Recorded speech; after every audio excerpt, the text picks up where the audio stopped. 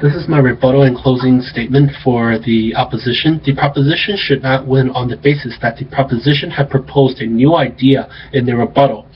In my statement about schools gaining revenue, the opposition stated that the school could use a different alternative source to replace the revenue of the sugary drinks. The proposition did not state this in its opening speech.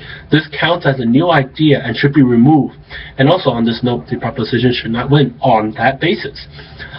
The proposition's rebuttal, he stated that the drink that is bought by somewhere else is not related to the resolve, but it is related to resolve and should not be removed from the debate, as it is tied to the obesity problem, as my opponent stated that sugary drinks leads to obesity. With a lot of places where kids can get drinks, obesity would still be a problem even if schools ban sugary drinks. And on this point, the statement about kids being able to get drinks in other places is related to obesity, which is the problem of sugary drinks. I should also win because of my opponent's resolve simply does not work, as banning sugary drinks will not solve the obesity problem. As I stated, that by banning sugary drinks in schools, it would decrease the accessibility, but it would not solve the overall consumption of the calories that kids consume. I also stated in my opening statement that kids do not get enough exercise, or even at all.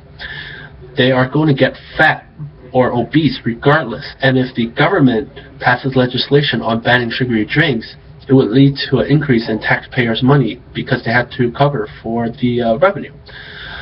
And also it would lead to a lot of waste of time on something that is insignificant and ineffective. For example, as I stated, the Bloomberg trying to pass legislation on cutting down sugary drinks.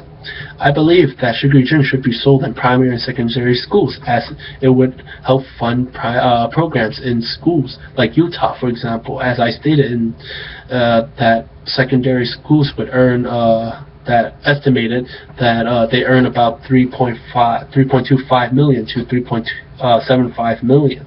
That is a lot of money for schools to spend on.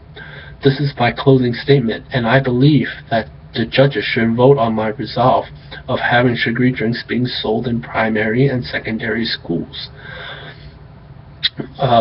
This is the end of my statement. Yeah.